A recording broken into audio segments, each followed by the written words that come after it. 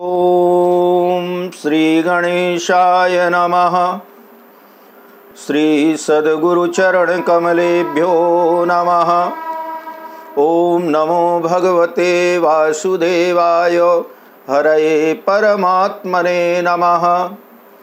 स्वक्षं चंद्रावदातं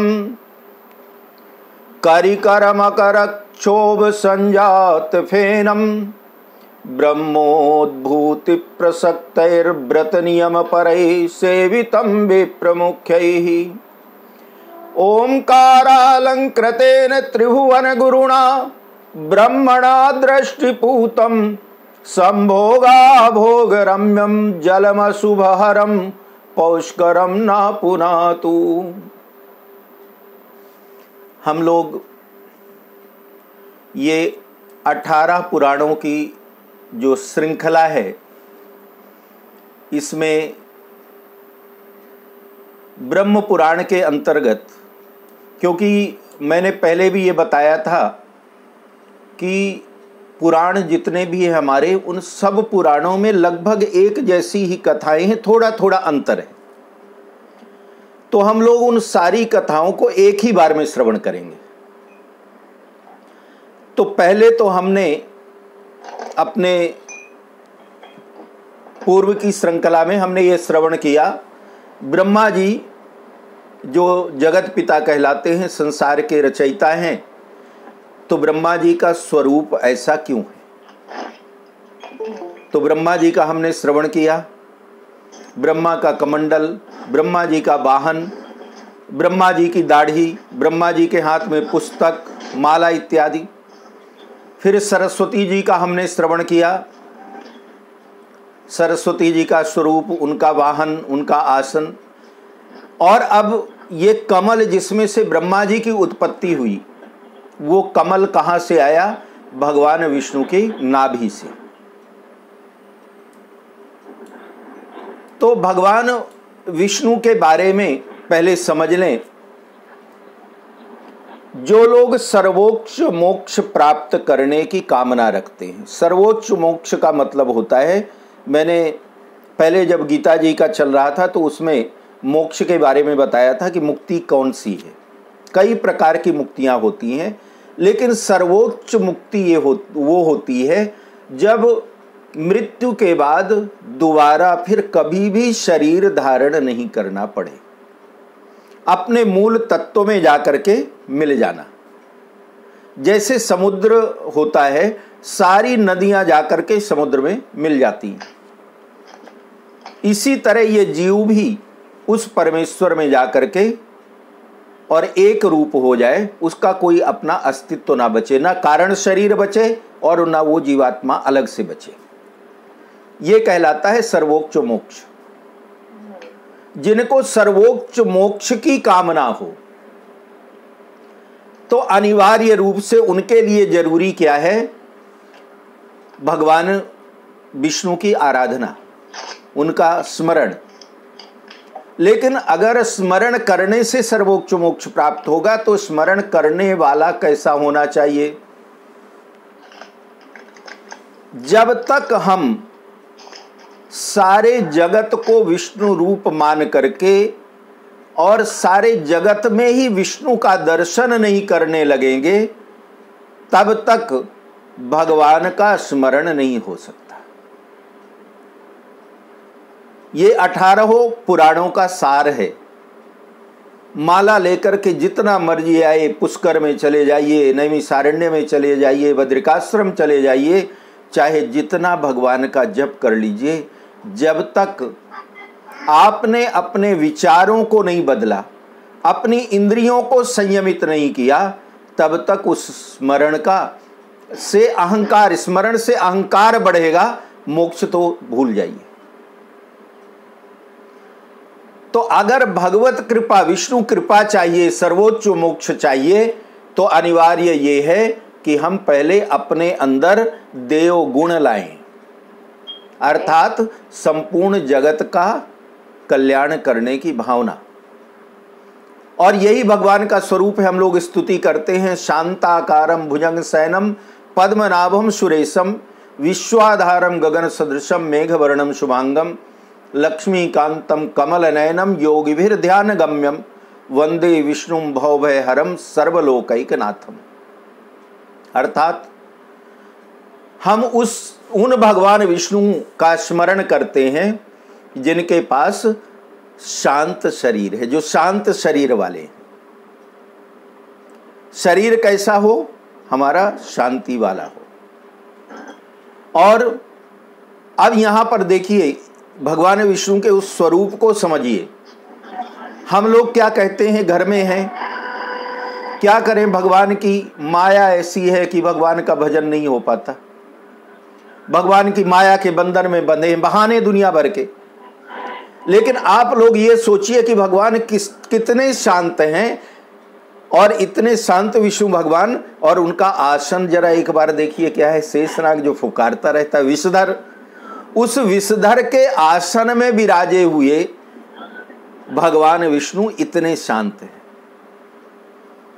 हम इस माया के संसार में रह करके दोष माया का देते हैं। भगवान भी तो कह सकते हैं मैं विषधर के ऊपर विराजित हूं, तो मेरा स्वभाव भी विषधर के अनुसार है। मैं विषधर के चिंता में रहता हूं, उस नाग की, सर्प की, शेष की चिंता में हूं। रचना अग्रवाल, लेकिन प्लीज म्यूट हो जाइए। रचना अग्रवाल। तो शेषनाग उनका आसन है, नाभि में उनके कमल है। अब नाभि से भगवान विष्णु, देखिए शांत स्वरूप का मतलब यह है कि कितनी भी विपत्तियां आए, कष्ट आए, गृहस्थ में कितने भी कष्ट हों, लेकिन हमेशा शांत रहिए, कभी अशांत मत होइए। और नाभि से कमल, कमल से ब्रह्मा, और ब्रह्मा को क्या कहा गया? रजोगुणी। रजोगुणी मतलब होता है भोगों की कामना। रजोगुणी, तमोगुणी और सतोगुणी। सतोगुणी मतलब कामना रहित, रजोगुणी का मतलब होता है जिसको भोगों की कामना है। ब्रह्मा जी को सुंदर आसन चाहिए, सुंदर पत्नी चाहिए, तभी तो उन्होंने सरस्वती अपने लिए बनाई। क्रोध भी आ जाता है, लेकिन भगवान विष्णु को कभी क्रोध नहीं आता, क्योंकि वो सतोगुणी। तो विष्णु भगवान ने क्या किया? अपने रजोगुण को अपनी नाभि से बाहर निकाल दिया ब्रह्मा स्वरूप में। शांत अगर होना है तो उस शेषनाग में, अर्थात संसार की माया में रहते हुए भी अपने को शांत रखिए और अपने अंदर के रजोगुण को बाहर निकालिए। लेकिन कैसे निकालिए? वो रजोगुण का मतलब ये नहीं होता कि आपके पास भोग है, समृद्धि है, तो आप दूसरे को दिखाइए, दूसरे को दबाइए, बल्कि उस भोग और समृद्धि को, उस रजोगुण को ऐसा बनाइए जो जगत के कल्याण के काम आए। भगवान ने नाभि से जो रजोगुण निकाला, वो रजोगुण किस तरह का है? कमल स्वरूप है, कोई दाग नहीं। और उस रजोगुण से संसार की सृष्टि हो रही है ब्रह्मा जी के द्वारा। तो आपके पास जिस चीज का, रजोगुण का मतलब जिन भोगों का अहंकार बढ़ता है, उन भोगों के द्वारा जगत की सृष्टि की सेवा करिए। यह है भगवान का वो नाभि कमल से ब्रह्मा जी की उत्पत्ति। उसके बाद लक्ष्मी जी हमेशा उनके चरणों की सेवा करती रहती हैं। हमें संसार में क्या चाहिए? 99.9% लोग सारा जीवन इसीलिए भक्ति करते हैं कि लक्ष्मी जी मिल जाएं। लक्ष्मी जी की ही भक्ति ज्यादा होती है। एक बार भगवान विष्णु शेष सैया में विराजमान हैं और लक्ष्मी जी चरण सेवा कर रही हैं। पति पत्नी हैं, बातें होती हैं, अब बात करती जाएं, चरण सेवा करती जाएं। तो एक दिन लक्ष्मी जी ने ऐसे बोला, बोली प्रभु आपका जो मृत्यु लोक है, उस मृत्यु लोक में जितने भी प्राणी हैं, वो प्राणी, यद्यपि मैं आपकी पत्नी हूं, आपके चरणों की सेवा करती रहती हूं, लेकिन ज्यादा मान वो मुझे देते हैं, आपको नहीं। अब महाराज यहां पर तो पति का स्वाभिमान, अभिमान कह लीजिए, ईगो। विष्णु भगवान ने कहा नहीं, ऐसा नहीं है, तुम्हें मान इसलिए मिलता है कि तुम मेरी पत्नी हो। अगर मेरी पत्नी नहीं होती तो मैं कोई नहीं पूछता। लक्ष्मी जी ने कहा नहीं महाराज, आपको गलत फहमी है, ऐसा नहीं है, पहला मान मेरा है, मेरे कारण आपको भी लोग जप लेते हैं। अब महाराज ऐसी आर्गुमेंट बढ़ गई तो भगवान ने कहा नहीं ऐसा नहीं, तो लक्ष्मी जी ने कहा चलो परीक्षा लेने चलते हैं। चलो। अब भगवान ने पंडित जी का रूप बनाया, हमारे जैसे खूब अपना कुर्ता उर्ता पहना, कलर वाला दुपट्टा डाला, बड़ा सुंदर रामानंदी तिलक लगाया, पगड़ी बांधी, भागवत जी की पुस्तक। पहले आप लोगों ने पता नहीं देखा है कि नहीं, पहले ये झोले थैले नहीं होते थे, पहले आधारी चलती थी। आधारी का मतलब होता है एक ऐसा थैला होता था जिसको ऐसे, आप लोगों ने सांप वाले को देखा होगा, ऐसे कंधे में डालते थे, इधर भी झोला पीछे भी झोला। तो एक तरफ लोग पंडित लोग लेते थे ये, तो एक तरफ वो शालिग्राम जी अपने पूजा का सामान, माला, जपमुखी, ये सब कुछ रख लेते थे, और एक तरफ अपने कपड़े डाल लेते थे, और ऐसे कंधे में डाल लें, पैदल चल पड़े 10-10, 20-20 मील। तो भगवान ऐसी आधारी लिए, एक तरफ ठाकुर जी का सिंहासन, दूसरी तरफ भागवत जी की पुस्तक, और लेकर के एक नगर में पहुंच गए। अब नगर में पहुंचे, अब सोचिए आप कि एक तो पंडित जी, और ऊपर से स्वयं नारायण जब पंडित जी बन करके जाएं तो उनकी छवि छटा कितनी मनोरम और कितनी आकर्षक रही होगी। लोगों ने देखा, जाकर के चर्चा हुई शहर में, भाई कोई बड़े विद्वान पंडित जी आए हैं, बाहर नगर के मंदिर में ठहरे हैं। अब सारे नगर के जो बड़े बड़े धर्मात्मा नगर सेठ लोग थे सब पहुँचे, जाकर के प्रणाम किया पंडित जी को। बोले महाराज आप पधारे, बड़ी कृपा हुई, तो अब कुछ ज्ञान प्रवचन हो जाए। तो गुरु जी ने कहा ऐसा है, मेरी इच्छा है कि मैं आपके नगर में भागवत की कथा करूं। तो गांव वालों ने कहा महाराज बिल्कुल, लेकिन कथा जब करेंगे तो उसका आयोजन करना है, तो उसमें सब हम लोगों को आपस में चंदा करना पड़ेगा, तो खर्चा क्या होगा। गुरुजी ने बोला नहीं, खर्चा मुझे दक्षिणा कुछ नहीं चाहिए, आप लोग खाली एक व्यासपीठ बना दीजिए, अपने बैठने का आसन ले लीजिए, और कुछ चाहिए नहीं मुझे। एक बार भोजन करता हूं तो रूखा सूखा जो भी खिला दोगे भोजन ले लूंगा।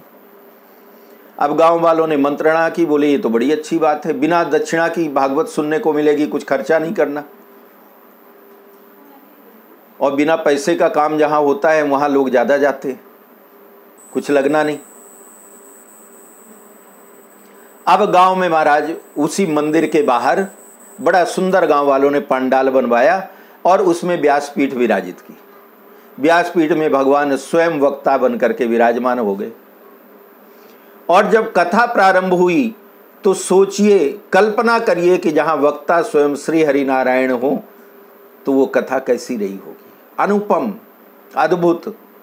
सारा नगर महाराज, स्त्री बच्चे तक काम धंधा छोड़ करके उस कथा में बैठ गए, और इतनी जनता श्रोता कि सारा नगर, ऐसा लग रहा था कि सारा नगर उस कथा में ही आ गया। एक दिन कथा हुई, अब दूसरे दिन तो और दूर दूर तक कीर्ति ख्याति फैल गई। दूसरे दिन तो महाराज और भीड़, लाखों श्रोता। अब जैसे दूसरे दिन भागवत जी में नियम होता है कि कथा शुरू होने के पहले भी आरती होती है, और कथा का विश्राम होता है तब भी आरती होती है, 2 बार आरती होती है। तो सुबह की जैसे प्रारंभ की आरती हुई, आरती के बाद श्रोता लोग बैठे और गुरुजी ने कथा सुनाना शुरू किया। और इतने में एक बूढ़ी माई, 80-90 साल की उम्र, और बड़ा सा एक टोकरा, उस टोकरे में सोने चांदी के बर्तन सिर में रखे डंडा ठेंगते हुए आ रही हैं। अब श्रोता तो बड़ी दूर तक बैठे थे, तो जहां अंतिम श्रोता था वहीं पर आई, डंडा फेंका नीचे, और वो टोकरा उतार करके तेजी से जमीन में रखा, तो बर्तनों की आई आवाज। तो घूम करके जो पीछे वाले श्रोता थे उन्होंने देखा, जब देखा तो ये बर्तन तो सोने चांदी के हैं, और बड़ा टोकरा था, मतलब कई किलो सोना चांदी। उसने आगे वाले को बताया, आगे वाले ने और आगे वाले को बताया। 5-10 मिनट के अंदर सारे श्रोता जो उधर मुंह करके बैठे थे, गुरुजी की कथा सुन रहे थे, सबका चेहरा घूम करके वो बर्तनों की तरफ हो गया, बूढ़ी माई की तरफ। एक श्रोता ने जाकर के कहा, गुरुजी 2 मिनट का विश्राम करेंगे? गुरुजी ने पूछा क्यों? और अब देखिए यहां चक्र ये है कि भगवान देख रहे हैं ये कौन है, ये कोई बुढ़िया नहीं, ये लक्ष्मी जी हैं। शर्त लगी थी दोनों के बीच में। तो भगवान ने कहा नहीं, अभी दोपहर तक विश्राम नहीं होगा। बोले नहीं महाराज, अरे हमारी कथा में देखिए ना कितनी बुजुर्ग माता आई हैं, उनको पानी वानी पिला दें, उसके बाद में फिर आप कथा शुरू करिएगा, तो थोड़ी देर विश्राम कर दीजिए। अब जब श्रोता ही सारे उधर मुंह करके बैठ गए तो गुरुजी को अब रुकना पड़ा, रुक गए विश्राम। अब गए लोगों ने जाकर के पूछा, माता बड़ी थकी हो, क्या बात है? माँ ने बोला, बेटा मेरे कोई बच्चा परिवार तो है नहीं, मैं अकेली हूँ और बड़ी संपन्नता थी मेरे घर में। तो उसी संपन्नता के कारण मेरा नियम था कि मैं सोने चांदी के बर्तनों में ही भोजन बनाया और खाती थी। अब ये सोने चांदी के बर्तन मेरे घर में रहते हैं, दिन रात डर लगा रहता है कि कोई इनको चुरा ना ले जाए और बर्तनों के सोने चांदी के बहाने मुझे भी ना मार डाले।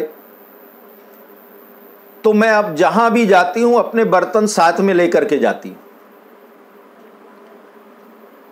लेकिन अब इन बर्तनों से मैं इतनी तंग आ गई हूं कि घर से निकली तो अब मुझे भूख भी लगी है, तो मैंने सोचा कोई पवित्र जगह मिल जाए, वहां पर भोजन बनाऊं और भोजन करके और बाद में ये बर्तन मुझे छोड़ना है तो भोजन बना करके भोजन करूंगी और सारे बर्तन वहीं छोड़ करके और मैं अब जाऊंगी वन में जाकर के तपस्या करूंगी। सारे गांव वालों ने सोचा ये तो भागवत जी की कथा बड़ी अच्छी हुई, ये बूढ़ी माई भी आ गई बर्तन वाली, अब इतना सोना चांदी हम लोग आपस में बांट लेंगे। तो लोगों ने बोला, अच्छा माता तो ये बताओ कि कौन सी पवित्र जगह आप ढूंढ लो, जो पवित्र जगह हो वहीं पर भोजन बना के भोजन कर लो। अब माता ने उठाया अपना डंडा और चारों तरफ घूमी फिरी और घूम फिर करके और गई तो जा करके व्यासपीठ के पास खड़ी हुई और बोलती है, बेटा ये जो व्यासपीठ जहां रखी है ना यही पवित्र जगह है, तो एक काम करो ये व्यासपीठ उठा दो और यहां मैं भोजन बना के खा लूं और जब भोजन मेरा हो जाएगा फिर से रख देना। अब गुरुजी तो सुन रहे हैं। गुरुजी ने बोला कि देखो भाई 7 दिन तक व्यासपीठ उठाना तो छोड़ो, ये हिलाई भी नहीं जा सकती, ये हिलेगी भी नहीं। तो माता ने कहा तो ठीक है, अगर नहीं हिलेगी तो अब मैं ऐसा करती हूं, उनको भक्तों को कहती है कि बेटा अब मैं अपने बर्तन लेती हूं और जाती हूं, कहीं और ढूंढूंगी पवित्र जगह। अब तुम्हारे गुरुजी तो उठ नहीं रहे, ये कहते हैं उठेगी नहीं व्यासपीठ। अब सारे श्रोता जो थे नगरवासी सब ने गुरुजी को समझाया मनाया, जब नहीं माने तो बोले अच्छा गुरुजी तो एक काम करिए, अब आपने ही यज्ञ कथा में हमें ज्ञान दिया है कि कोई भूखा प्यासा आए उसकी सेवा करनी चाहिए। अब ये भूखी माता अगर यहाँ से चली जाएगी तो हमें कितना बड़ा पाप लगेगा, तो महाराज ऐसा करिए ये व्यासपीठ हटा दीजिए और अगर कथा खंडित हो रही है तो कोई बात नहीं, खंडित हो जाने दीजिए, फिर बाद में कथा हम कभी और सुन लेंगे, अभी व्यासपीठ उठा दीजिए। अब गुरुजी समझ गए, हाथ पकड़ करके उठाएं, उससे पहले अपने आप उठ जाओ। गुरुजी उतरे व्यासपीठ से, अपनी पोथी बांधे और बांध करके वही अपनी अधारी में डाले, ठाकुर जी को के आसन को उठा करके अधारी में डाला। अब जब चलने लगे तो जल्दी जल्दी कुछ लोगों की ड्यूटी लगाई, भाई ये व्यासपीठ उठा करके साइड में रखो, यहाँ माता जी भोजन बनाएंगी। अब माता जी वो व्यासपीठ के पास बैठ करके अपनी तैयारी करने लगी भोजन की। लोगों ने ये सोचा कि इतने विद्वान ब्राह्मण हैं, अब इनका अपमान तो हम लोगों ने कर दिया, कहीं ऐसा ना हो श्राप दे दें, तो ऐसा करते हैं कि इनको कुछ दूर तक मान सहित विदा करके आते तो शायद श्राप ना दें। अब सारे श्रोताओं को यही डर था कि श्राप ना मिल जाए, तो जितने श्रोता कथा सुनने आए थे सारे श्रोता अब विदा करने चले गुरुजी को। अब गुरुजी को विदा करने गए नदी के उस पार, नगर के उस पार तक 1-8 किलोमीटर, और यहाँ माता जी अपने भोजन की तैयारी कर रही हैं। लौट करके अब सब लोग विदा करके गुरुजी को आए। अब ये सोचते आए कि चलो माता जी भोजन बनाएंगी, फिर बर्तन कैसे बांटेंगे, सोना चांदी कैसे बटेगा, क्या होगा, सारी व्यवस्था मनी मन सबके हो गई सोने चांदी के बटने की। अब जब लौट करके यहाँ आए तो तख्ता व्यासपीठ का तो बगल में रखा है, लेकिन जहाँ माता को भोजन बनाना था ना वहाँ माता है, ना सोने चांदी के बर्तन है। इधर उधर देखा, कहीं कुछ नहीं, न माता न बर्तन। अब सारे गांव वालों ने बोला कि पता नहीं वो ठगनी कहाँ भाग गई, कथा भी छूटी, चलो दौड़ो जल्दी जल्दी गुरुजी को मना के ले आते हैं, कम से कम कथा ही तो सुने। अब भाग भाग करके गए, लेकिन वहां गुरुजी भी नहीं मिले, गुरुजी भी चले गए। सिर पीट पीट करके लगे रोने। और तभी एक कहावत बनी थी कि लालच में दो गए, माया मिली न राम। न सोना चांदी मिला और न धन मिला, न कथा मिली। तो लक्ष्मी जी तो ऐसी हैं, और लक्ष्मी जी चरणों की सेवा करती हैं प्रभु की। तो सारांश ये है कि अगर अनंत लक्ष्मी की कृपा चाहिए, देखिए अंत अनंत, ऐसी लक्ष्मी जो पवित्र धन हो घर में, जिस धन का उपयोग करके परिवार सद्गुणी गुणवान और निरोगी हो, संस्कारवान हो, और निरंतर वो धन पीढ़ी दर पीढ़ी चलता रहे, सत्कर्म चलता रहे। अगर ऐसा धन चाहिए, उस धन का मार्ग कहाँ से आता है? भगवान विष्णु की आराधना से। अगर भगवान विष्णु को प्रसन्न कर लेंगे तो लक्ष्मी जी को अलग से प्रसन्न करने की जरूरत नहीं है, क्योंकि लक्ष्मी तो हमेशा चरणों की सेवा में रहती है नारायण की। अगर नारायण प्रसन्न हुए तो लक्ष्मी जी की कृपा तो आपके ऊपर अपने आप रहेगी। पतिव्रता स्त्रियों का के पति का अगर मान होता है तो उनके पति के मान को ही उनकी पत्नी अपना मान मानती है। आगे कथा मिलेगी। सती ने केवल अपने प्राणों का त्याग इसलिए किया था कि शिवजी का अपमान हुआ था। शिवजी के अपमान के से दुखी होकर के सती ने अपने प्राणों का परित्याग कर दिया था। तो अगर नारायण की कृपा हो तो लक्ष्मी जी अपने आप आएंगी। इसीलिए लक्ष्मी जी चरणों की सेवा करते हुए दिखाई देती हैं। और लक्ष्मी जी का वाहन क्या है? उल्लू, जो रात को ही देखता है। रात को देखने का मतलब, रात में कौन देखता है, कौन चलता है, कौन रहता है, उनको कहते हैं निशाचर। निशा माने रात। तो लक्ष्मी जी का वाहन निशाचर इसलिए माना गया कि जो लोग बुरे कर्मों में, गलत कर्मों में धन का दुरुपयोग करते हैं, ऐसे लोगों के घर में लक्ष्मी जी चुपके से रात को निकल करके उल्लू में बैठ करके चली जाती है। आप सो रहे हैं, धन का हरण हो जाएगा, चोरी हो जाती है, या किसी न किसी प्रकार से वो धन नष्ट हो जाता है। इसलिए अगर अनंत लक्ष्मी की कृपा चाहिए तो भगवान विष्णु का स्मरण करिए, और अगर भगवान विष्णु का स्मरण करेंगे तो जीवन में कभी भी कमी नहीं होगी, न लक्ष्मी की और न सद्गुणों और सत्कर्म की। इसके साथ ही भगवान विष्णु कहाँ पर विराजते हैं? क्षीर सागर में। सागर तो सारे नमक के ही होते हैं, लेकिन भगवान विष्णु का सागर जो है वो क्षीर सागर है। अब क्षीर सागर का अगर महात्म्य समझना हो कि दूध के, क्षीर माने दूध, दूध के समुद्र में भगवान को क्यों बताया गया कि भगवान रहते हैं, तो भगवान को देखिए, दूध के द्वारा ही जब तक इस प्रकृति में कोई भी बच्चा पैदा हो, चाहे वो पशु हो चाहे मनुष्य हो, मां के दूध से ही पलता है। अर्थात पालनहार वो नारायण है तो वो क्षीर सागर को उस माता के रूप में उस शिशु की सेवा के लिए, उसकी रक्षा के लिए प्रदान करते हैं। दूसरा भाव उस दूध का ये भी है कि भगवत भक्ति इतनी सरल है और इतनी कठिन है। सरल और कठिन दोनों है, समर्पण में सरल और अहंकार में कठिन। कोई कितना भी बड़ा भक्त हो, अगर उसको अहंकार, थोड़ा सा भी अहंकार आ जाए, तो उस अहंकार के आते ही उसके जन्म जन्म का किया हुआ जितना सत्कर्म है, जितना पुण्य है, वो सब पल भर में नष्ट हो जाता है। सारे जीवन का किया हुआ सत्कर्म एक पल में नष्ट होता है। जैसे दूध होता है, उसको चाहे जितना संभाल के रखिए, कितना मधुर, दूध से क्या क्या नहीं बने, लेकिन दूध में अगर एक बूंद नींबू या खट्टी चीज कोई डाल दीजिए तो फट करके खराब हो जाता है।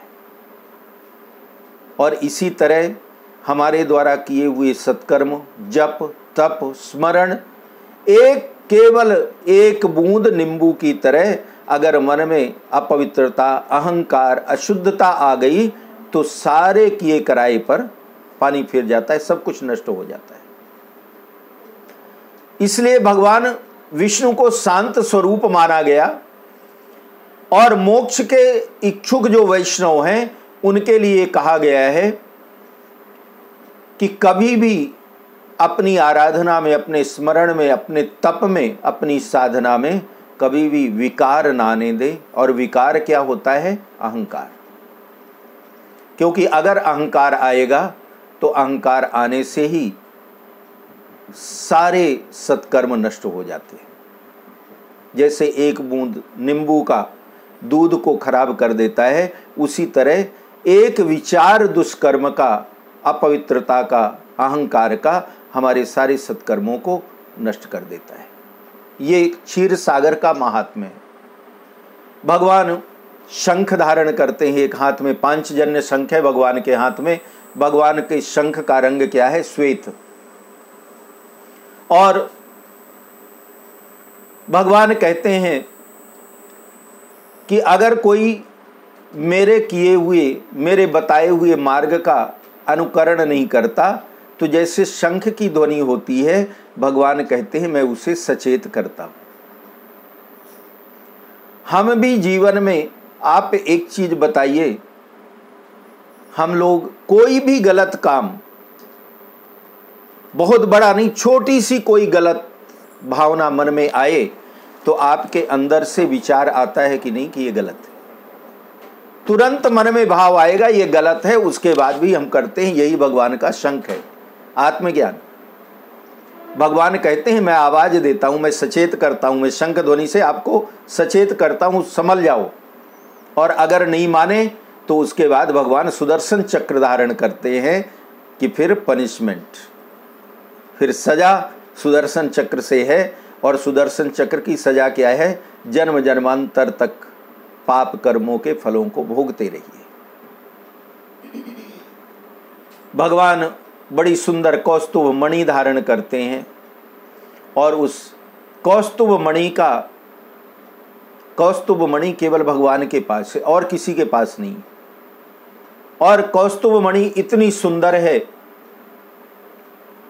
कि भगवान उपदेश देते हैं कि अगर कोई ऐसा बन जाए, देखिए कौस्तुभ मणि में जो मणियां लगी हैं, सीपी मोती सूकरी करी हरी मणि ब्याल, खट खट करके गूंथिए सो वैजंती माल। सीप अर्थात पर्ल, मोती। सूकरी, सूकर जो होता है, पिग होता है, उसके भी एक मणि होती है, सूकर की मणि। करी मतलब हाथी की मणि, हरी मतलब सिंह की मणि, ब्याल मतलब नाग की मणि। इन मणियों को गूंथ करके जो माला बनती है उसको बोलते हैं वैजयंती माला। वैजयंती माला का एक एक मोती इतना पवित्र है, भगवान कहते हैं कि अगर कोई मेरी शरण में आ जाता है, निष्कपट भाव से, पवित्र भाव से मेरी शरण में आ जाता है, तो वो उसी तरह हो जाता है जैसे ये मेरी माला है, वैजयंती माला। ये अनंत गुणों वाली है, सबसे पवित्र है और किसी के पास नहीं है। मैं अपने उस भक्त को ऐसा बना देता हूं जैसा और कोई दूसरा होता ही नहीं। तो भगवान की उस वैजंती माला की तरह अगर बनना है तो समस्त विकारों का त्याग करके भगवत स्मरण करिए। गदा भी भगवान के हाथ में है, नहीं कहना मानोगे तो गदे से पिटाई होगी। तो ये सारे भाव, ये आध्यात्मिक मतलब है जो आप लोगों ने श्रवण किया। और ये आध्यात्मिक मतलब इसलिए मैंने बताया कि इन मूर्तियों के स्वरूप को जब बनाया गया तो यही सोच करके बनाया गया। और इसीलिए कहा जाता है कि कभी भी मंदिर में जाइए, तीर्थ में जाइए तो उस छवि का दर्शन करिए। चरणों से लेकर के, चरण से दर्शन शुरू करना चाहिए, नख से लेकर के सिर तक। हम लोग जब मंदिर में जाते हैं मूर्ति के सामने तो आंख बंद करके हाथ जोड़ लेते हैं और जब बाहर निकलेंगे तो बोलेंगे दर्शन करके आए। गए दर्शन करने थे लेकिन भगवान के सामने आंख बंद कर ली। आंख इसलिए बंद कर लिया कि हम दर्शन करने लायक हैं ही नहीं, क्योंकि वो मंदिर भी हम गए थे तो ये बताने के लिए कि लोग देखें कि हम मंदिर जाते हैं। अगर अहंकार का त्याग करके मंदिर में जाएंगे तो मंदिर से भगवत कृपा लेकर के आएंगे। और अगर अहंकार लेकर के जाएंगे तो हमारे शास्त्रों में कहा गया है कि घर में अगर कोई जाने अनजाने पाप हो जाएं, मंदिर में भगवान को जाकर के प्रणाम करिए, सारे पाप नष्ट हो जाते हैं। मंदिर में कोई पाप हो जाए, मंदिर में जाएंगे, प्रणाम करना है तो पहले नीचे देखते हैं कि बैठ करके भी प्रणाम करेंगे सिर रख करके तो कहीं कपड़े तो नहीं गंदे हो जाएंगे। तो ध्यान कहाँ है? उस जमीन में, और गए भगवान का दर्शन करने, और ध्यान वहाँ है जहाँ बैठ करके प्रणाम करना है। तो अब बताइए कितना अहंकार लेकर के मंदिर में गए। मैंने मंदिरों में कुछ माताओं को देखा है कि वो मंदिर में जब जाती हैं तो अपने आंचल के से, अपने पल्लू से साड़ी के, और मंदिर में ऐसे पोंछा करती। पल्लू क्या होता है? संतान का प्रतीक माना जाता है।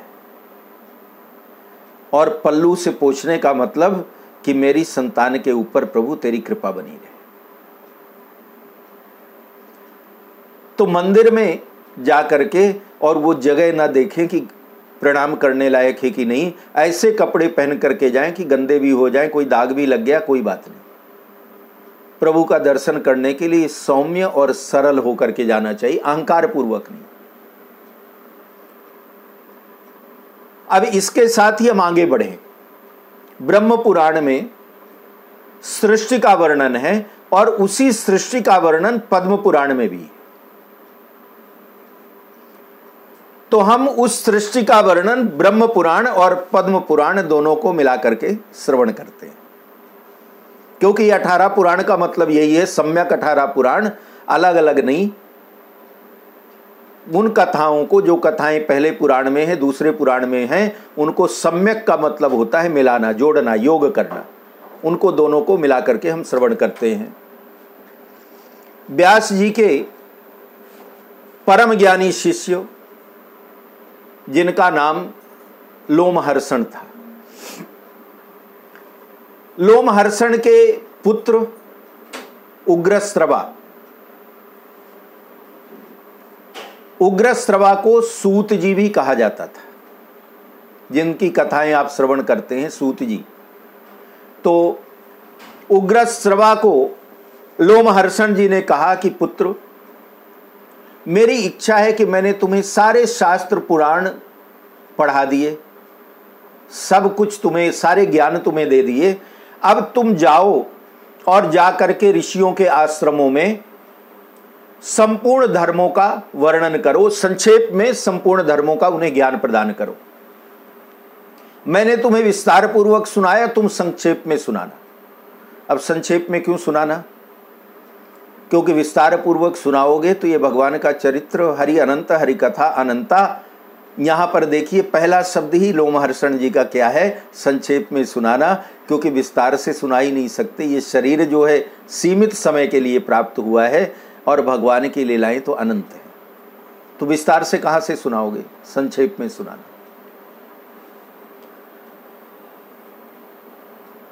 महाराज लोमहर्षण जी कहते हैं कि प्रयाग में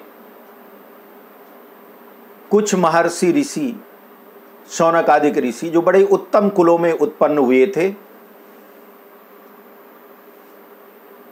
तो उन्होंने प्रार्थना की भगवान से कि प्रभु कोई ऐसी जगह बताइए जहां जाकर के हम यज्ञ तप कर सके, स्वाध्याय और ज्ञान प्राप्त कर सके। धर्मानुष्ठान की इच्छा रखने वाले उन महर्षियों से भगवान ने कहा कि हे मुनिवरों, ये मेरा चक्र है, सुदर्शन चक्र भगवान ने दिखाया, ये मेरा चक्र है, और तुम एक काम करो, ये चक्र सत्य की ओर जाने वाला है और इसकी गति भी बड़ी कल्याणमयी है, तो ऐसा करो कि मैं ये चक्र को छोड़ता हूं और तुम लोग ये चक्र के पीछे पीछे जाओ, जहां जाकर के ये चक्र गिर करके जीर्ण शीर्ण अर्थात टूट फूट जाए, उसी स्थान में उसको तुम पुण्य प्रदेश मान करके और उसी स्थान में जा करके और अपना तप यज्ञ और आराधन करना। भगवान ने ऋषियों को, महर्षियों को यह समझाया और भगवान अंतर्ध्यान हो गए और धर्म चक्र चला वहां से। सारे महर्षि उस चक्र के पीछे पीछे जा रहे हैं। गंगावर्त नाम के स्थान में जाकर के और वो चक्र टूट करके गिर पड़ा गंगावर्त में। जहां पर वो चक्र गिरा तो ऋषियों ने वो चक्र के शीर्ण टूटने के कारण, वो निमि कहलाता था चक्र, और निमि के शीर्ण होने के कारण, गिरने के कारण, वहां पर नष्ट होने के कारण उस स्थान का नाम रखा नैमिष। और वहां पर बहुत बड़ा जंगल था, इसलिए अरण्य, तो नैमिष अरण्य, नैमिषारण्य नाम का तीर्थ स्थान बना। तो वो नैमिषारण्य जो है भगवान के द्वारा आदेशित स्थान था कि पृथ्वी में इससे पवित्र हे महर्षियों तुम्हारे यज्ञ तप के लिए कोई दूसरा स्थान नहीं। यज्ञ तप के लिए तो महाराज उग्रश्रवा जो सूत जी हैं, पिताजी की आज्ञा मान करके और नैमिषारण्य में पहुंचे और नैमिषारण्य में जाकर के और उन मुनीश्वरों के चरण पकड़ करके, बड़े बड़े जो ऋषि महर्षि थे उन सबको प्रणाम किया है। सूत जी बड़े बुद्धिमान थे, उन्होंने सभी ऋषियों महर्षियों को प्रणाम किया और हाथ जोड़ करके निवेदन किया कि प्रभु मैं आपकी शरण में आया हूं। उस समय ऋषि कहते हैं कि देवताओं के समान तेजस्वी सूत जी, आप कैसे पधारे यहाँ, प्रयोजन क्या है आपके पधारने का? हम लोग तो यज्ञ तप करने आए, और आप कहाँ से आए, किस देश से आए, अपने आने का कारण भी बताइए। सूत जी ने कहा कि हे ऋषियों, मेरे बुद्धिमान पिता व्यास जी के शिष्य लोमहर्षण जी ने मुझे आज्ञा दी है कि मैं आप लोगों की शरण में आऊं, आप लोगों की सेवा में आऊं और पुराण इतिहास आदि की धर्म कथा जो है वो मैं आप लोगों को सुनाऊं, तो मुझे आप आदेश करिए। देखिए ये प्रसंग मैं क्यों सुना रहा हूं कि इसको आप समझिए। अगर कोई संत, कोई विद्वान, कोई वक्ता आकर के आपसे ये कहे कि आपको क्या पूछना है, बताइए क्या सुनना चाहते हैं, तो इसमें अपना अहोभाग्य मानिए, अपने ऊपर प्रभु की कृपा मानिए। सूत जी इतने ज्ञानी और ऋषियों से आकर के हाथ जोड़ करके निवेदन करते हैं कि मेरे पिताजी का आदेश है, उन्होंने सारे इतिहास पुराण वेद आदि का ज्ञान मुझे प्रदान किया है, तो आप कृपा करके ये बताइए कि हम आपको क्या सुनाऊं, क्या सुनना चाहते हैं आप। महाराज शौनक जी सौनक आदि के ऋषि जो थे उनमें सर्वश्रेष्ठ थे सौनक जी, बड़े मेधावी, बड़े बुद्धिमान। तो सौनक जी ने कहा कि महाबुद्धिमान सूत जी, आपने इतिहास पुराणों का ज्ञान प्राप्त किया और यहाँ पर सब लोग विद्यमान हैं, तो आप कृपा करके प्रारंभ करिए पद्म पुराण की कथा से। पद्म पुराण की कथा हमें सुनाइए। ये पृथ्वी की उत्पत्ति पद्म पुराण में क्या है? शौनक आदि के ऋषियों ने पूछा कि हे सूत जी, पृथ्वी की उत्पत्ति कैसे हुई, ब्रह्मा जी का कैसे आविर्भाव हुआ, कमल से ब्रह्मा जी किस प्रकार प्रकट हुए, जगत की सृष्टि कैसे हुई, कृपा करके ये सब कुछ बताइए। सूत जी ने सभी ऋषियों को फिर से वंदन किया है, नमन किया है और कहते हैं कि मेरे पिताजी ने जो कुछ भी ज्ञान मुझे प्रदान किया है, जिस प्रकार उन्होंने मुझे ज्ञान दिया है, वही ज्ञान मैं आपके समक्ष वर्णन करता हूं। कहते हैं कि हे महात्माओं, वेन कुमार राजा पृथु, मैंने पहले भी बीच में एक दिन सुनाया था, राजा वेन था जो बड़ा दुराचारी था और उन वेन के भुजाओं का मंथन किया गया था, जिससे स्वयं भगवान अंश रूप में अवतरित हुए थे, जिनका नाम था पृथु। तो महाराज पृथु का यज्ञ हो रहा था और उस समय ये बड़ी सुंदर और समझने लायक कथा है जो मैं बता रहा हूं आपको। पृथु जी का यज्ञ हो रहा था। भगवान स्वयं पृथु के रूप में अंश अवतार भगवान ने धारण किया था और पृथु जी यज्ञ कर रहे हैं। उस यज्ञ में सूत, मागध इत्यादिकों ने पृथु की स्तुति की।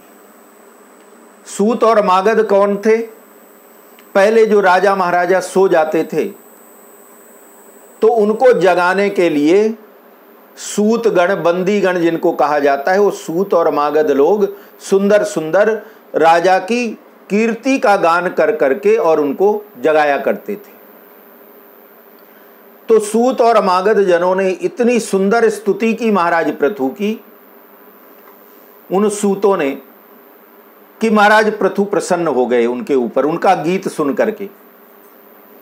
और वरदान में महाराज पृथु ने उन गाने वालों को, सूत जो थे उनको मगध राज्य जो था वो प्रदान कर दिया। मगध राज्य जो है इनाम में दे दिया। क्षत्रिय के वीर्य और ब्राह्मणी के गर्भ से जिनका जन्म होता है वह सूत कहलाता है। जिनका पिता क्षत्रिय हो और मां ब्राह्मण की कन्या हो, उनके गर्भ से जो पुत्र होता है उस पुत्र को सूत कहा जाता है। तो ये सूत जी इसी तरह के थे। फिर सूत जी ने कहा कि मैं सूत था, तो ब्राह्मणों ने जो यज्ञ में पूजा पाठ करवा रहे थे महाराज पृथु के, उन ब्राह्मणों ने आशीर्वाद दिया कि आज से तुम धर्म का विचार करके और पुराणों की कथा सुनाने वाले बनोगे। हमारा काम क्या था? राजाओं की प्रशंसा में गीत गाना। लेकिन वो गीत गाते गाते और उन ऋषियों और उन ब्राह्मणों के आशीर्वाद से हम कथाकार बन गए। तो सूत जी ने कहा कि ब्राह्मणों ने हमें पुराण आदि सुनाने का अधिकार प्रदान किया और इसलिए आपने जो कुछ भी पूछा है मैं उसका वर्णन आपके समक्ष करता हूँ।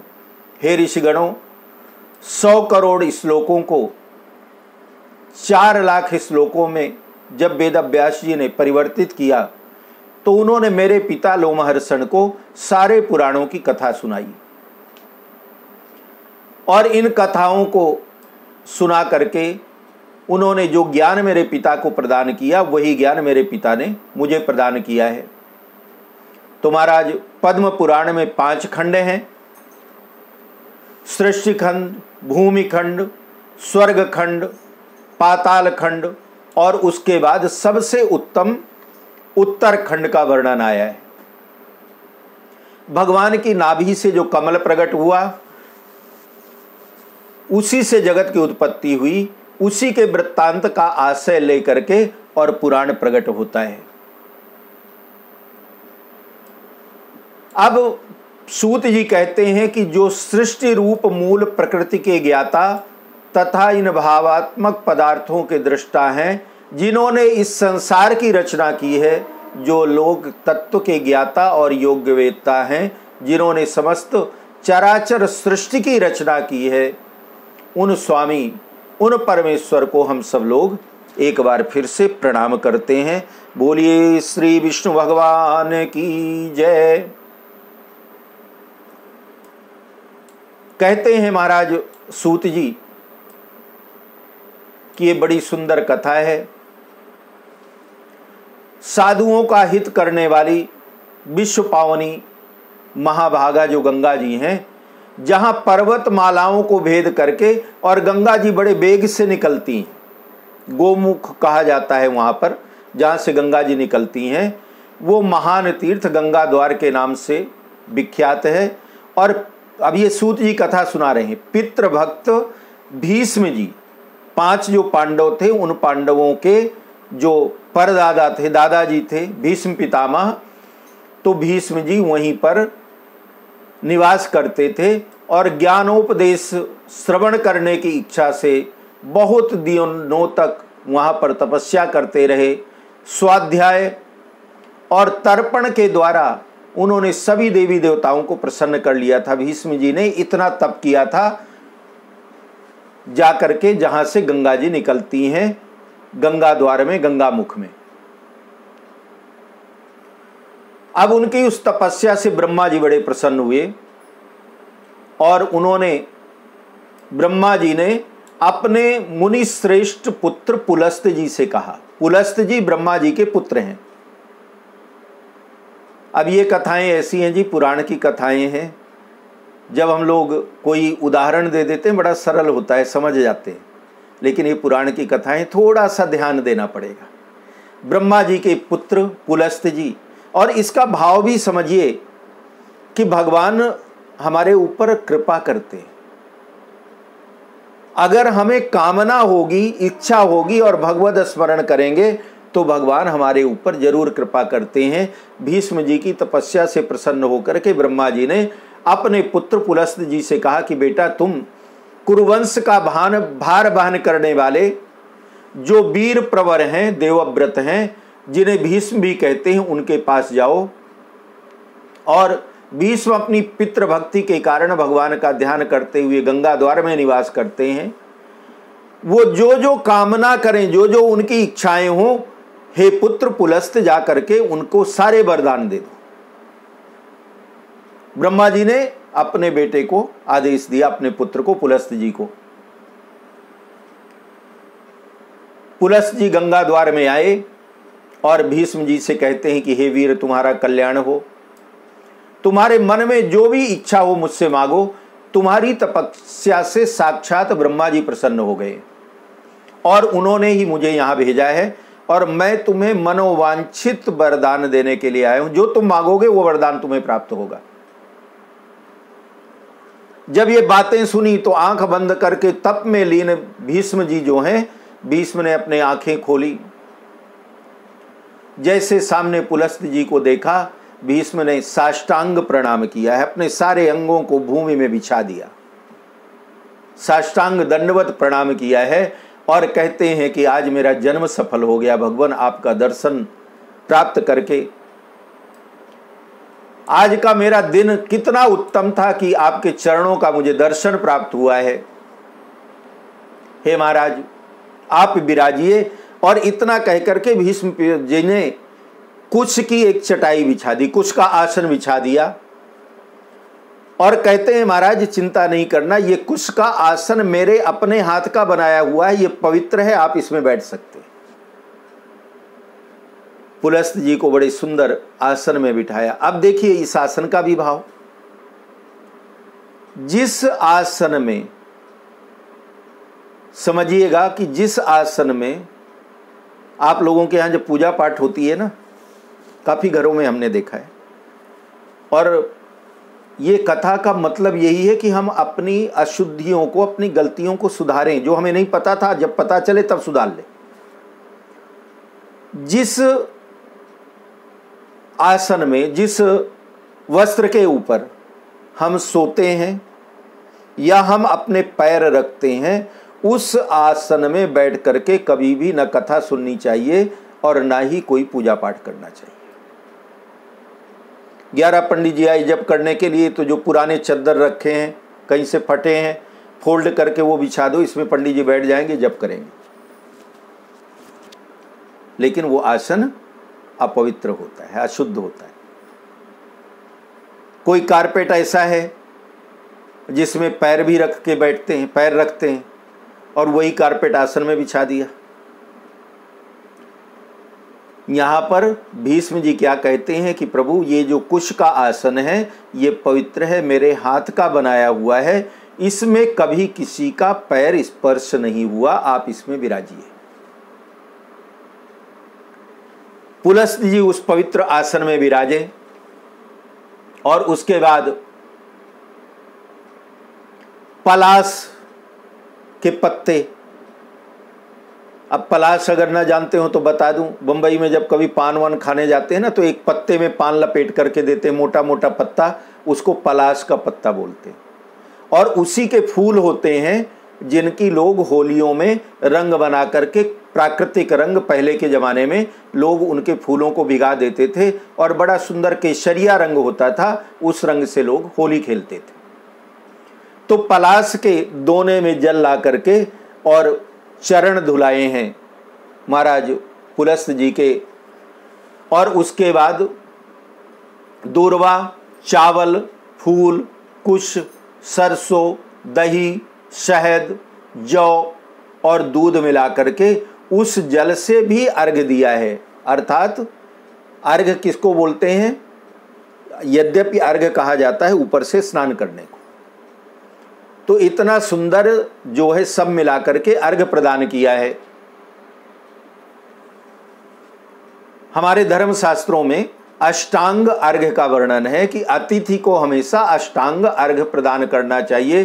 तो यह अष्टांग अर्घ कौन सा हुआ? दूर्वा, चावल, फूल, कुश, सरसों, दही, शहद, जौ, दूध। जिस समय बेटी की शादी होती है तो बेटी की शादी में हम लोग भी अर्घ्य देते हैं। लड़की के पिता से, कन्या के पिता से वर को अर्घ्य दिलाते हैं। लेकिन हम लोग क्या करते हैं? जल, चावल, फूल और सुपारी रख करके वही दिला देते हैं, बाकी और चीज़ें और दूर्वा और चीज़ें नहीं होती। लेकिन ये अर्घ्य जो होता है ये 8 चीज़ों से बनाया जाता है। अब महाराज महातेजस्वी भीष्म के वचन सुनकर के ब्रह्मा जी के पुत्र पुलस्त मुनि उस कुश के आसन में विराजे। उन्होंने बड़ी प्रसन्नता के साथ पाद्य अर्घ स्वीकार किया। भीष्म जी के शिष्टाचार से बड़ा संतुष्ट होते हैं महाराज पुलस्त जी, और कहते हैं कि हे महाभाग, हे भीष्म, तुम सदाचारी, सत्यवादी, दानशील, सत्य प्रतिज्ञ हो। तुम्हारे अंदर देखिए सद्गुण कौन कौन से हैं? लज्जा, मैत्री और क्षमा। हमारे शास्त्र इन 3 गुणों को सद्गुण बोलते हैं। लज्जा, मैत्री और क्षमा, ये 3 सद्गुण कहलाते हैं। लज्जा के बहुत सारे मतलब होते हैं, अपने अपने अनुसार मतलब निकाल लें। तो ये 3 सद्गुण हैं। और कहते हैं पुलस्त जी कि हे भीष्म, तुम शत्रुओं को दमन करने में समर्थ हो, क्योंकि तुम्हारे अंदर ये 3 सद्गुण हैं। और उसके साथ ही साथ तुम और क्या क्या हो? धर्मज्ञ हो, कृतज्ञ हो। इनके भी अर्थ कितने सुंदर हैं। धर्मज्ञ, जो धर्म को जानने वाला है। कृतज्ञ, किसी ने हमारे ऊपर कुछ किया है तो उसका हमेशा आभार मानना चाहिए, कृतज्ञ होना चाहिए। तुम दयालु हो। हे भीष्म, तुम मधुरभाषी हो। सम्मान योग्य पुरुषों को मान सम्मान देने वाले, विद्वान, ब्राह्मण भक्त तथा साधुओं पर स्नेह रखने वाले हो। पुलस्त जी कहते हैं कि वत्स, तुम प्रणाम पूर्वक मेरी शरण आए हो, इसलिए मैं तुम पर प्रसन्न हूं। अब जो भी तुम पूछना चाहते हो मैं तुम्हारे प्रत्येक प्रश्न का उत्तर दूंगा। ये कथा सूत जी सुना रहे शौनक आदि ऋषियों को कि इस प्रकार भीष्म के यहाँ ब्रह्मा जी के द्वारा भेजे हुए पुलस्त जी गए, और पुलस्त जी ने जब भीष्म से ये कहा तो भीष्म जी ने हाथ जोड़ करके निवेदन किया है कि हे प्रभु, अगर आप मुझे सुनाना ही चाहते हैं जो मैं चाहता हूं, तो मैं ये चाहता हूं कि आप बताइए कि पूर्व काल में ब्रह्मा जी ने किस स्थान पर रह करके देवताओं आदि की सृष्टि की थी, उन महात्माओं ने कैसे ऋषियों तथा देवताओं को उत्पन्न किया था, ब्रह्मा जी ने कैसे उत्पन्न किया था, उन्होंने कैसे पृथ्वी बनाई, किस तरह से आकाश की रचना की, किस प्रकार इन समुद्रों को प्रकट किया, भयंकर पर्वत वन नगर ये सब कैसे बने, मुनियों प्रजापतियों श्रेष्ठ सप्तर्षियों भिन्न भिन्न वर्ण आयु गंधर्व यक्ष राक्षस तीर्थ नदियाँ सूर्यादि ग्रह तारे ये सब ब्रह्मा जी ने किस प्रकार उत्पन्न किया, महाराज कृपा करके मुझे बताइए। क्योंकि इसमें कौन सी कथा है, पद्म पुराण में ब्रह्मा जी कहाँ प्रकट हुए हैं, कमल के ऊपर, तो सृष्टि के निर्माण का ही वर्णन ब्रह्मा जी के ही गुणों का वर्णन किया गया है। पुलस्त जी कहते हैं कि हे पुरुष श्रेष्ठ, ब्रह्मा जी साक्षात परमात्मा है। अब यहां पर यह भी श्रवण कर लीजिए, ब्रह्मा विष्णु शिव किसी इनमें कोई अंतर नहीं है जो हम लोग मानते हैं। कितनी बार ऐसा होता है, इस देवता की पूजा करो, इन भगवान को मानो, ये सबसे बड़े ये सबसे छोटे, ऐसा कुछ भी नहीं है। पुलस्त जी कहते हैं कि भगवान ब्रह्मा साक्षात परमात्मा है, वे पर से भी पर हैं, अर्थात अत्यंत श्रेष्ठ हैं। उनमें रूप और वर्ण आदि का अभाव है, यद्यपि वो सर्वत्र व्याप्त हैं। देखिए, रूप और वर्ण का अभाव है, अर्थात ना उनका कोई रूप है और ना उनका कोई रंग है, लेकिन उसके बावजूद भी वो सर्वत्र व्याप्त हैं, सब जगह उपस्थित हैं। उन्होंने पूर्व काल में जिस प्रकार की सृष्टि की रचना की उसे श्रवण करो।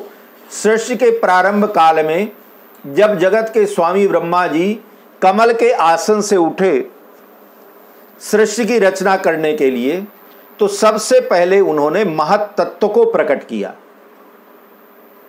फिर महत तत्व से वैचारिक अर्थात सत्व रज और तम, सात्विक राजसी और तामसी, ये तीन प्रकार के अहंकार उत्पन्न किए, जो कर्मेंद्रियों सहित पांचों ज्ञानेंद्रियों तथा पंचभूतों का कारण है। पृथ्वी जल तेज वायु और आकाश, ये पांच भूत कहलाते हैं। इनमें से एक एक के स्वरूप का वर्णन है।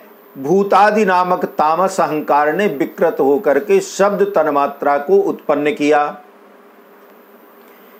इसके बाद ब्रह्मा जी ने अपने इन्हीं सत रज और तम के द्वारा बलवान वायु को प्रकट किया। इसके बाद आकाश से आच्छादित होने पर वायु तत्व में विकार आया और उसने रूप तन्मात्रा की सृष्टि की। ये बड़ा कठिन है श्रवण करना, लेकिन ध्यान देकर के सुनेंगे तो बड़ा आनंद भी आएगा। त्वचा चक्षु नासिका जिह्वा और श्रोत्र, ये पांच इंद्रियां शब्दादि विषयों का अनुभव कराने के साधन हैं। इन पांचों को भगवान ने ब्रह्मा जी ने उत्पन्न किया। इसके बाद ब्रह्मा जी ने महत तत्व से लेकर के विशेष पर्यंत सभी तत्व पुरुष आदि को उत्पन्न किया है। भगवान विष्णु जो हैं वो संपूर्ण सृष्टि की रक्षा करते हैं। वही परमात्मा विष्णु के रूप से संपूर्ण जगत की रक्षा करते हैं और शेष शैया पर शयन करते हैं। और जब जागते हैं तो जागने पर ब्रह्मा का रूप धारण करके और नए सिरे से वही विष्णु संसार की सृष्टि करते हैं। अर्थात सृष्टि करने वाले वही परमात्मा हैं और वही परमात्मा सृष्टि का पालन करने वाले हैं। तो आज हम लोग यहीं तक श्रवण करते हैं। अब कल से हम लोग श्रवण करेंगे ब्रह्मा जी की आयु, युग का कालमान, भगवान वाराह के द्वारा पृथ्वी का रसातल से उद्धार, ब्रह्मा जी के द्वारा रचे हुए जो सर्ग हैं, देव सर्ग और असुर सर्ग। सर्ग का मतलब सृष्टि, देवताओं की सृष्टि और असुरों की सृष्टि, इसका वर्णन भी हम लोग अगले भाग में श्रवण करेंगे। बोलिए श्री कृष्ण कन्हैया लाल की जय।